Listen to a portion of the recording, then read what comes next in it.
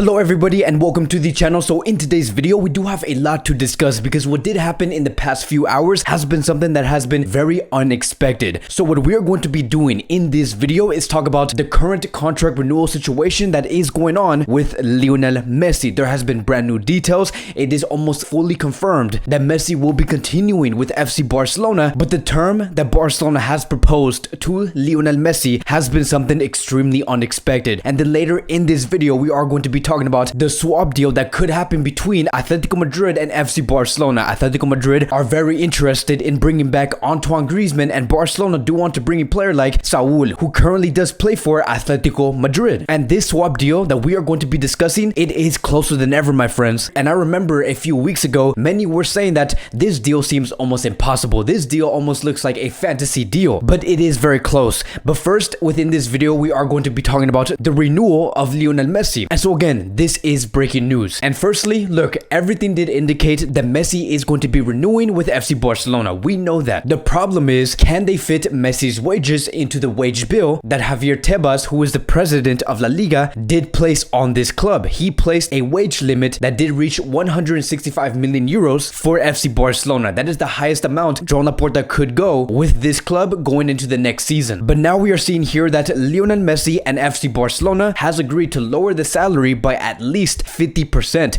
He does understand fully that the club's financial situation is very complicated, and that is basically confirming that Messi is going to be renewing his contract with a reduction that is more than 50%. And we have talked about this in the previous videos, how Messi is going to have to reduce his salary greatly in order to fit within the wage bill, and we were discussing how he had to be placed in the range of a 70% to 80% wage reduction, which is why we are hearing now that it should be at least 50% in terms of cutting his wage. And I always had this theory, right? Like, we have heard that Piqué took a wage reduction of 50%. We have heard that Sergio Busquets has taken a wage reduction of 50%. And we have also heard that Dembélé is going to be taking a 50% wage cut. And as for Messi, it could be around 70 to 80% when it comes to the wage cut. And when it comes to these numbers, right, I do not even think these percentages would have been this high if Bartomeu never put those high wages on these players. If ex-president Bartomeu were to place a salary that did not exceed or harmed FC Barcelona 2 years ago, we probably would have heard a wage reduction of maybe 20 to 30%. But because he has skyrocketed the wage limit for these players, this is why we are seeing such high wage reductions. So now, seeing that Messi is going to be taking this wage cut, hopefully many players from the squad do follow, because I know that there are players within this squad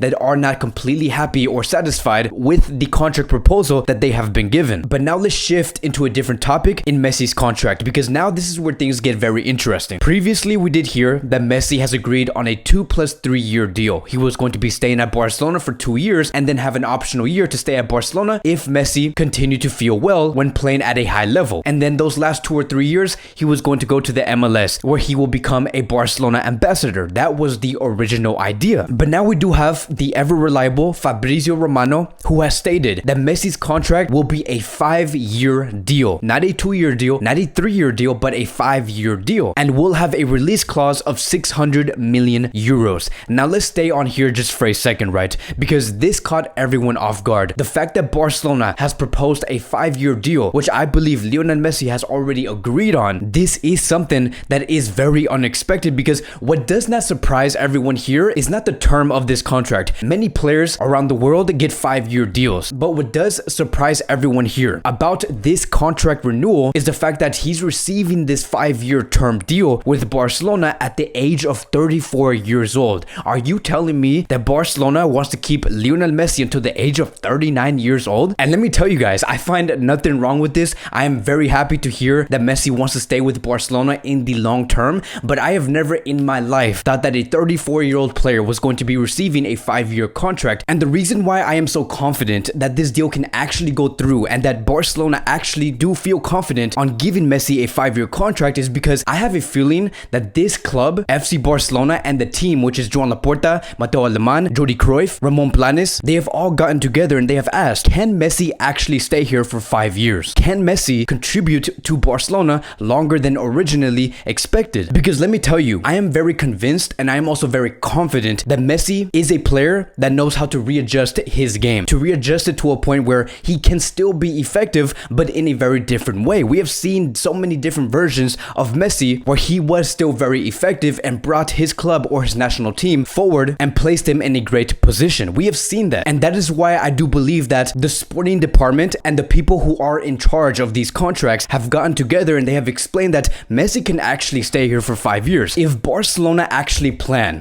on how to build a team and run in a way where they can systematically function and bring results, even if Messi is still at the age of 35 to 36 or maybe even 37 years old, then we should do it. We should go in this way. And so, for example, let's say that Messi is 35 or 36 years old. Let's say that Messi has slowed down and that we do continue to see Messi contribute less in ball progression. Maybe he cannot take the ball forward and make those runs anymore. Maybe he cannot make those runs to receive the ball, and maybe he cannot pressure like how he used to back when he was 25 or 26 years old. That's going to be very important in Barcelona's game, is to press from the front. And if you want to continue to have Lionel Messi, the team has to function in a way where they can plug in those holes. And this is what fascinates me the most about this whole thing. When it comes to a player progressing the ball forward and taking on players and bringing it into space, De Jong is going to be there. When it comes to making those runs to receive the ball in the final third area or on the wings, you have Ansu Fati and Dembele, assuming that they're still going to be there. And then when it comes to pressuring from the front and having a team that can collectively gain the ball back quickly, you have players like Pedri, Frankie de Jong, Ansu Fati, Memphis Depay, who can all do that. This is what I do mean by building a team that can still be competitive with a 35 to 36 year old Lionel Messi. And then as for Messi, he can still contribute when it comes to the passing range and making those passes that can split the defense in the final third area. Messi is always going to be having that. Yes, it's true that a player's physicality does drop, but like what everyone does say and what has been said over the past 100 years, the class is always going to be permanent. Messi's skills will never go away, and I think that Barcelona as a whole have agreed on that. And I do want to show you guys some stats on exactly what I do mean. These are stats that has been given out by some analysis, and whoever that may be, I do want to congratulate you for bringing out these stats. All credit goes towards you. But if you were to look at these pictures here, you can see that there are many different players that has contributed in a different way. The player with the most goals, the player with the most assists, there are many different players on this list. And then if you were to look at the Copa America, many would be assuming that, okay, maybe Neymar has the most assists, maybe De Paul has the most created chances, but no, that is not the case. Messi has given out the most goals, the most assists, the most free kicks, the most key passes, the most chances created, the most successful dribbles, and so forth. Messi has dominated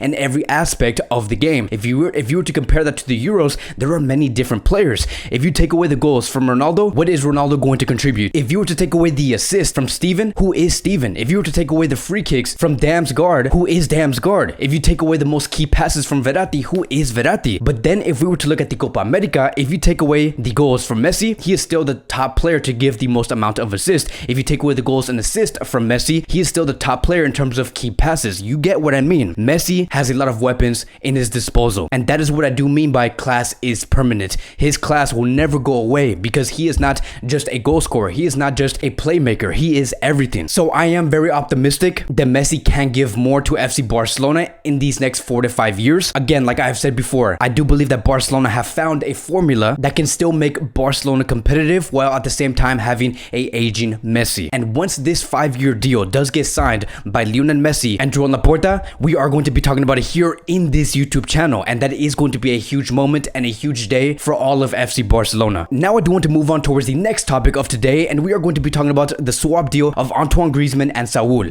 So, like I have said, a few weeks ago, many were saying that this transfer swap deal was never going to happen. It did not seem real, that this was all just smoke but no fire. But now we are sitting here today, and it is very clear that this is much closer to completion than ever before. And it says here that Antoine Griezmann could very well return to Atletico Madrid, and the negotiations are progressing very well. Saul will come to FC Barcelona, and they will be two separate transfer deals, but could be settled around the same price. And it has also been said that the swap deal between Saul and Antoine Griezmann is more accelerated than ever before, and Barcelona and Atletico Madrid do believe that this deal can be done. And many have been questioning, right? Okay, that may be true. Maybe Atletico Madrid and Barcelona do want to get this deal done. They are doing everything in their power to make this swap deal happen, but what about the players? What if the players do not want to go? Griezmann has just said during the Euros that he does want to continue with Barcelona and then move on to the MLS. But then we do have here, according to Fabrizio Romano, he has stated that the players have given the green light to this move. Barcelona wants money as part of the deal, and Atletico Madrid do not want to do that. The clubs are working to find a final agreement. And there you have it, my friends. The problem is not not the players. And when it comes to finding a final agreement, there has been sources claiming that Barcelona do want to sell Antoine Griezmann to Atletico Madrid, and then in return, they do expect to have Saul and 15 million euros to come to FC Barcelona. And that is going to be the conclusion as for now. The negotiations are advancing, it is happening, and it has also been said that the deal is so advanced that this swap deal can be completed by the end of this week. So there has been backlash on this move. Many were saying that Saul is a very washed player, that he is not used as often when it comes to playing in the Spanish national team or at Atletico Madrid. And then when it comes to Antoine Griezmann, everyone wants to have Antoine Griezmann. The French national team do count on this player. Many do believe that Griezmann is still a world-class player. And look, I have to agree that this may not be the best move, and that yes, it's true, maybe Griezmann does have more quality within his game compared to Saul. But here's the catch. You and me have discussed before in many videos in the past weeks, and we know why this deal is happening. We know why Barcelona want this deal to be done extremely bad, and that is because selling Griezmann to Atletico Madrid is going to improve the wage bill by a huge margin. We know that Griezmann earns 37 million euros at FC Barcelona, which Barcelona do not want to pay. We know that with Saul coming to Barcelona, there can be an agreement where Saul could be earning around 11 million euros or maybe even less